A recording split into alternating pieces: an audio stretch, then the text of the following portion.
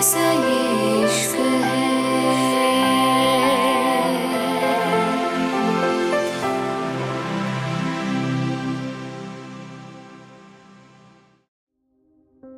Airport. हल्की हल्की शाम हो गई थी और महंगी गाड़ियां राजस्थान में बने उस आलीशान किले की तरफ बढ़ने लगी थीं। सब लोग पहले ही वहां जा चुके थे। अब इंतजार था तो सिर्फ अल्याना और रिद्धिमान का। और तभी अचानक से उनकी गाड़ी एक आलीशान किले के सामने जाके रुकी थी, जिसकी रॉयल्टी अलग झलक रही थी, जिसके आसपास सिर्फ और सिर्फ खूबसूरती थी। ऐसा लगता था ये किला उन दोनों के आने का इंतजार कर रहा था, जहां उनकी ये खूबसूरत कहानी किसी राजा रानियों की कहानी की तरह दोहराई जा रही थी। अल्याना रिद्धिमान को देखते हुए धीरे से बोली, मुझसे तो इंतजार नहीं हो रहा। रिद्धिमान, सोचो कितना मजा आएगा ना। पता नहीं डैड ने हमारे लिए क्या प्लान किया है। अल्याना की बात पे रिद्धिमान ने सिर्फ हिलाया था। वो अपनी बीवी को खुश देख के बहुत खुश था। और फिर कुछ देर के इंतजार के बाद रिद्धिमान और अल्याना गाड़ी से नीचे उतर गए थे। अल्याना की पेस्टल साड़ी शाम की रोशनी में और खूबसूरत लग रही थी। उसका नाजुक जिस्म चमक रहा था। रिद्धिमान ने आस-पास देख के अल्याना की नाजुक कमर पे अपना हाथ रख के उसको अपने करीब कर लिया था। और फिर अल्याना के चेहरे पे एक गहरी मुस्कान आ गई थी, क्योंकि सामने बड़े बड़े दरवाजे खुल चुके थे और राजस्थानी ड्रेस पहने कुछ औरतें उनके आसपास आके डांस करने लगी थीं। उनके ऊपर फूलों की बारिश होने लगी थी। आसपास हाथी नजर आ रहे थे जो कि उनके स्वागत के लिए खड़े किए थे। हर तरफ फूलों से सजा हुआ किला और ज्यादा खूबसूरत लग रहा था। सामने ही महंगी साड़ी में शमिता और सारा खड़ी हुई थी, जिनके हाथ में कुछ था। अल्याना की आंखें हल्की नम ही गई थीं। सारा दोनों को देख के मुस्कुरा के उनके करीब आ गई थी और उसने बारी बारी से दोनों के सर पे हल्का सा टीका लगाया था। अल्याना अचानक अपनी मॉम के गले लग गई थी। जिहान अल्याना को देखते हुए बोला, वैसे ये सब तुम्हारी मॉम में नहीं मैंने किया है। जिहान की नकली शिकायत देख के अल्याना उससे चिपकते हुए बोली, thank you so much dad, अपनी प्रिंसेस को प्रिंसेस की तरह फील करवाने के लिए। और मैं उम्मीद करूंगा मेरी प्रिंसेस का प्रिंसेस एटीट्यूड किसी की बेवकूफ़ी की वजह से कम ना हो। जिहान की बात सुन के रिद्धिमान के चेहरे पे गहरी मुस्कान आ गई थी। जिहान गहरी सांस लेकर बोला, तुम मॉम के साथ अंदर जाओ, मुझे रिद्धिमान से ज़रूरी बात करनी है। जिहान की बात सुन के अल्याना का सॉफ्ट सा चेहरा एकदम सख्त हो गया था। वो गहरी सांस लेकर बोली, सब ठीक है डैड। अल्याना की बात के जिहान उसके सर को चूमते हुए बोला, सब बिल्कुल ठीक है, तुम जाओ।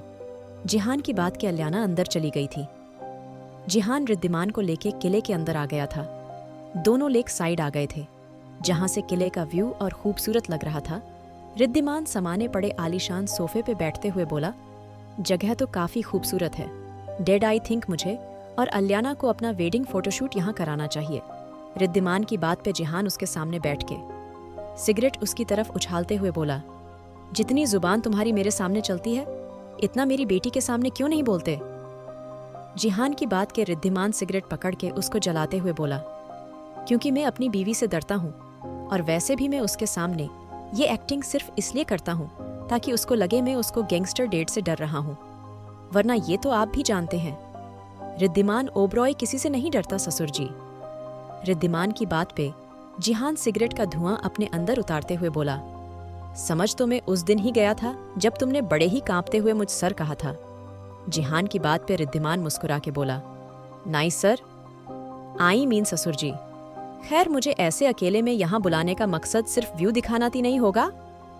रिद्धिमान की बात पे जिहान आराम से बोला, अगर मेरी बेटी को तुमने जरा भी रुलाने की कोशिश की तो तुम्हारी आंखें ये व्यू देखने के लायक नहीं रहेंगी। जिहान की बात पे रिद्धिमान आराम से बोला, अब कहीं कहीं तो अल्याना को रोना ही पड़ेगा। ससुर जी, क्या है ना, कपल के बीच कुछ चीजें होती है जहां दर्द मिलता है और उस दर्द से आंसू भी आते हैं, लेकिन वो दर्द प्लेजर लेके आता है, इसलिए आपको डरने की जरूरत नहीं। वो दर्द तो मैं आपकी बेटी को हर रात दूंगा। रिद्धिमान की बात पे जिहान ने गुस्से से इसको देखा था, लेकिन रिद्धिमान पे कोई असर नहीं था। रिद्धिमान गहरी सांस लेकर बोला, क्या मैं अब जान सकता हूं मुझे यहां बुलाने का मकसद।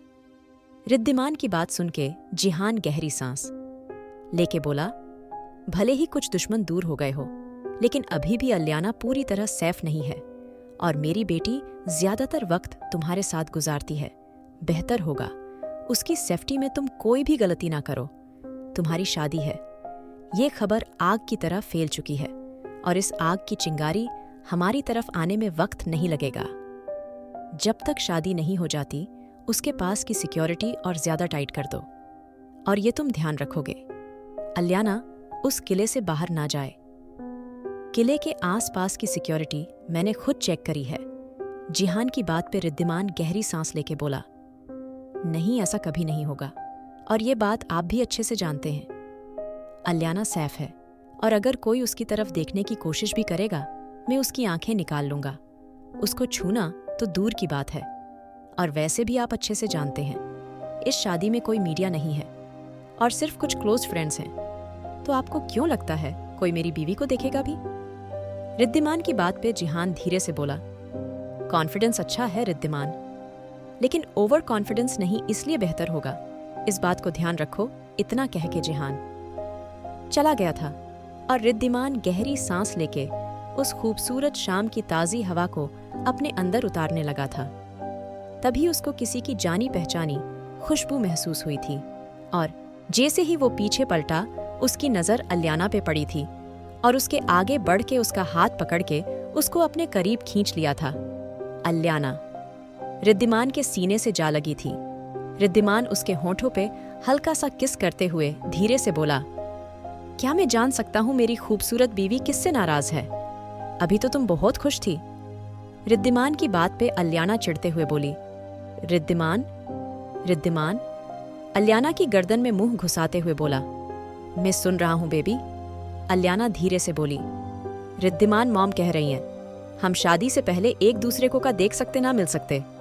अलियाना की बात पे रिद्धिमान गहरी सांस लेके बोला, हमारी शादी तो हो चुकी है तो ये रूल हमारे नहीं है।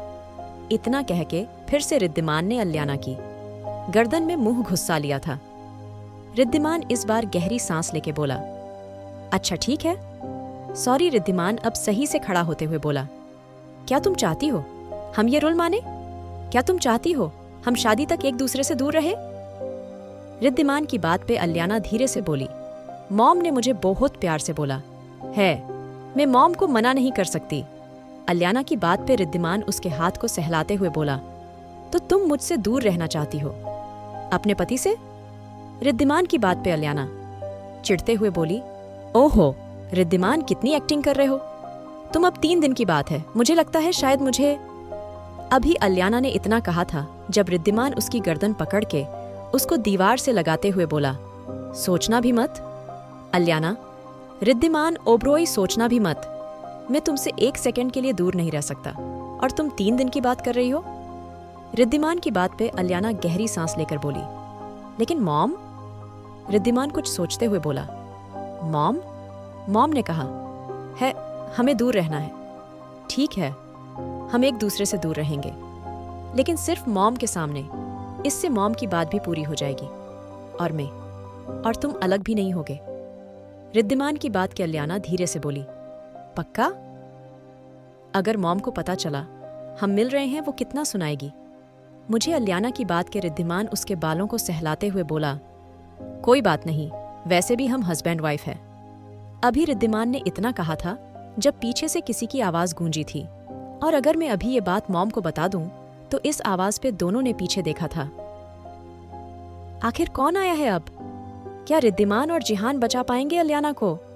क्या हो जाएगी दोनों की शादी आराम से या होगा कुछ और? जानने के लिए सुनिए the mafia boss unwanted wife. और अगर एपिसोड पसंद आया तो लाइक, शेयर और सब्सक्राइब करना ना भूले।